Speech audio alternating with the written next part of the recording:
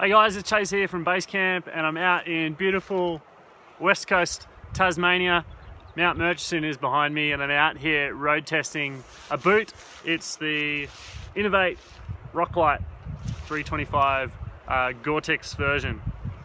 And if you're wondering at the moment, yes, I've only got one shoe on. Here's the review.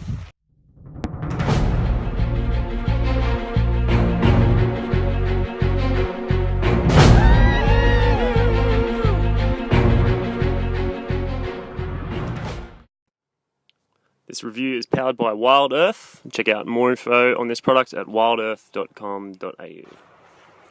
I wouldn't typically choose a boot like this because it's midway between a high hiking boot and a low trail runner. So it's kind of a mid trail runner. If I was generally going to hike up a mountain very fast or run up a peak, I'd go for something a little bit lower.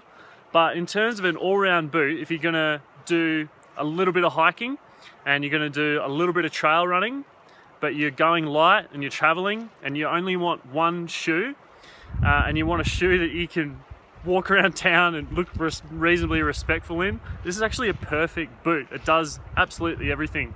And that's what I've really loved about wearing this thing almost every day.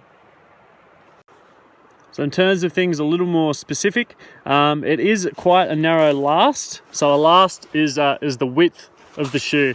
Most Australians tend to have pretty wide feet because we're barefoot and wear thongs a lot. So it is a fairly narrow shoe for something that's sold in Australia. So if you've got a big fat foot, maybe don't choose this shoe. In terms of the flex, loads and loads of flex.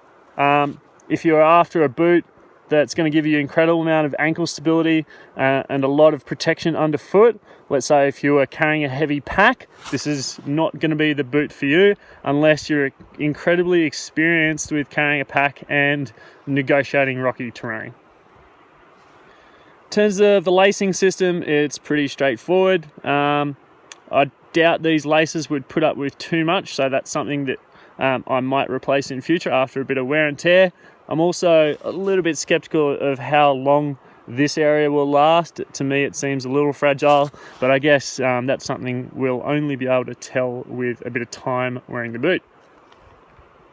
In terms of its waterproofing factor, well, it's Gore-Tex, and Gore-Tex are typically the kind of gold standard for breathability and waterproofing, especially in shoes.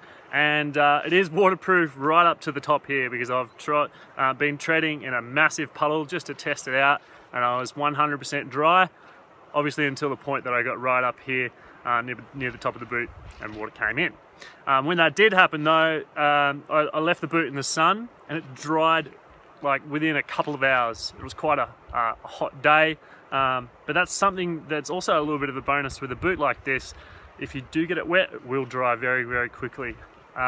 Big leather boots have a tendency to take forever to dry out. So whilst I wouldn't recommend this boot for long multi-day pack hikes with a heavy pack, something that would be great for as a day hike or maybe an overnight hike if you're going light, or maybe as an approach shoe if you're cragging and rock climbing and not carrying too much weight.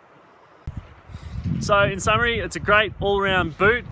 If I was the kind of person that liked a lot of variety and I was traveling, doing a little bit of walking, doing a lot of hiking, and I didn't want to take hiking boots, runners, and a casual shoe, but I wanted one boot to do everything, and let's face it, I am that person, then I would be choosing this boot to travel with. It is something that really does everything, and I'm really pretty impressed with it. Looks like the weather's coming in a little bit, so I'm going to wrap up the review of the Inov Roclite and give it 4.5 mountains out of 5. It's a great all-round boot. Just loses half a point because of lacking perhaps a little bit of durability, but to be honest, that's what you're going to get in a light hiking boot. Stay tuned for the next review. Train hard, climb high.